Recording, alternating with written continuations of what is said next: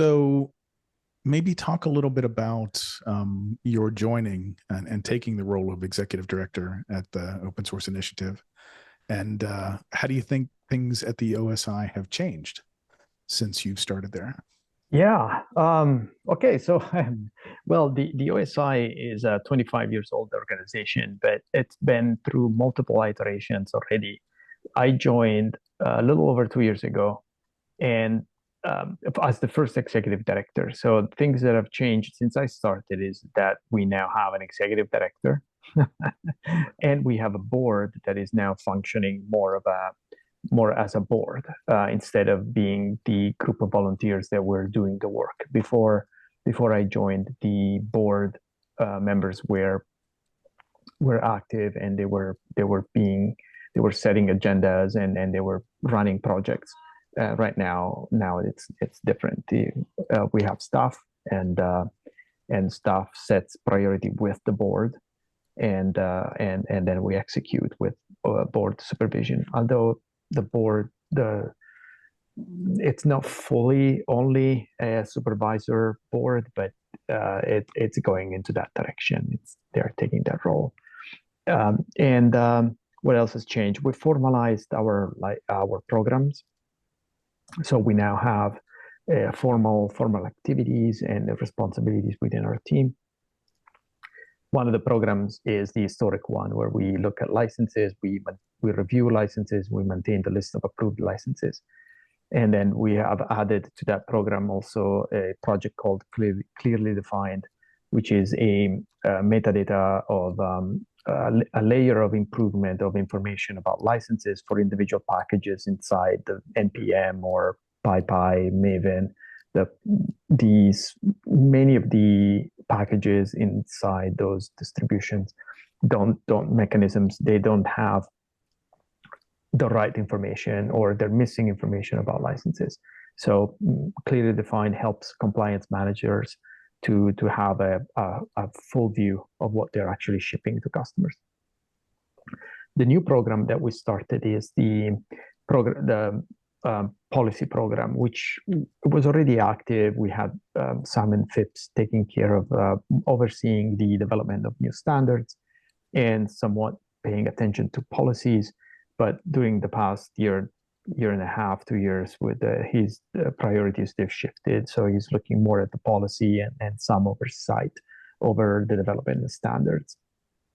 And we added Deb Bryant with more responsibility on the US front, similar responsibility, watching the development of new policies in the United States, and come up with positions and educating the policymakers.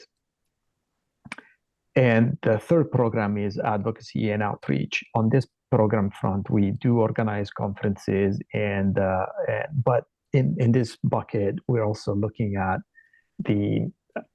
what's happening in the AI context, in the artificial intelligence, machine learning, because this is something that I've been really concerned about. Before I joined the Open Source Initiative, I've always been a promoter of free software and open source. I've been watching the organizations in the space and hoping that someone would pay attention and do more about when the mobile phone, the iPhone was launched, and when AWS was launched. Both of these, I saw those two new technologies, and I thought that I had this impression that they were both affecting some very fundamental components of the open source definition and the free software definition. Distribution of software changed radically. The concept of execution of software also changed. I was thinking of the applications that you have, the modern applications where you snap a picture on your phone. Your picture is not simply stored on your phone. It's uploaded on some system, and that system identifies, I don't know, red eyes or other imperfections, fixes that for you, and sends you back the picture. So, in this space, for me, there was a new I couldn't really understand exactly what were my rights. What's the source code that I need to ask for? Should I, is there such a thing? Can I exercise any of my rights that I was supposed to be able to exercise? The right to study that system, that software, that modify it, copy, and run it for any purpose. Like, can I do any of that? And how do I exercise those rights? I didn't know, and I thought that there was something missing. Someone was the organizations, the Free Software Foundation, the Open Source Initiative, were not paying attention, and that's how I pitched it to. I made the pitch to the board when I was being hired. Now there is AI coming, and if we miss also this AI is changing the boundaries between data and software. Like at one point, they're just a very, very visible thing. And if we miss this revolution too, like if we miss this innovation, having an understanding of what users need to be, what rights they need to be demanding and how they can exercise them. If we don't have that conversation, we're going to be irrelevant within a few years. And that's how I got the job, I think.